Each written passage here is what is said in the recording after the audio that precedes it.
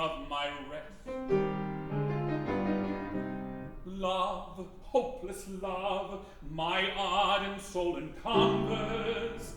Love, nightmare-like, lies heavy on my chest, and weaves itself into my midnight slumbers.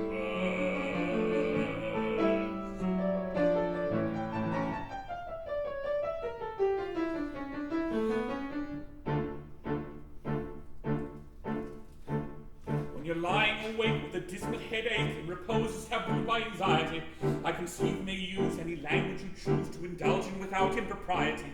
From your brain in the fire, the bedclothes conspire of usual slumber to plunder you.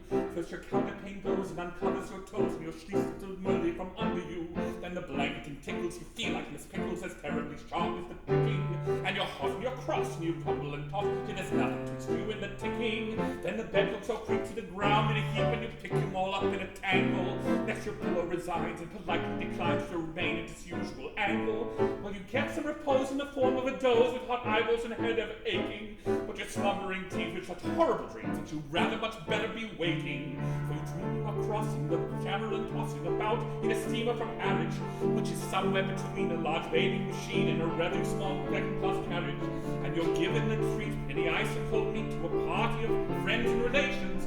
They're a ravenous horde, and they all came on board at Sloane Square and South Kensington stations. And bound on that journey you find your attorney who started that morning from Devon. He's a bit undersized, and you won't feel surprised when he tells you he's only 11. Well, you're driving like mad with this singular lad by the ship's now a four-wheeler, and you're playing round games, and he calls you bad names, and he tells you the tie's been a dealer. But this you can't stand, and you throw up your hand, and you find you're as cold as an icicle. In your shirt and your socks, the black stuff with gold cuffs, and wobbling train on a bicycle.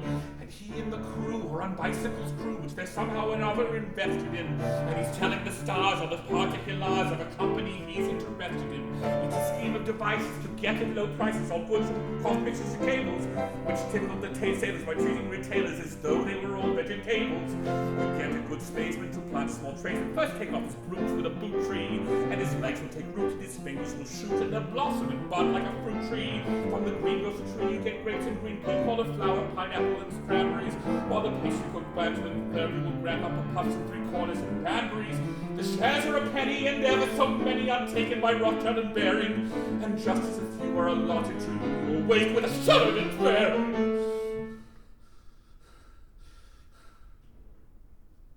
You're a regular wreck with a crick in your neck, and no wonder you split your heads on the floor, and your needles and pins, and your soles, and your shins, and your flexes, and your left leg is sleeping, and you cramp your toes, and you're flying your nose, and some fluff in your lung, and a feverish tongue, and a twist, and tense, and generation that you haven't been sleeping in clover. But the darkness has passed, and it's daylight at last, and the night has been long, ditto, ditto, my song. And thank goodness they're both of them. Oh.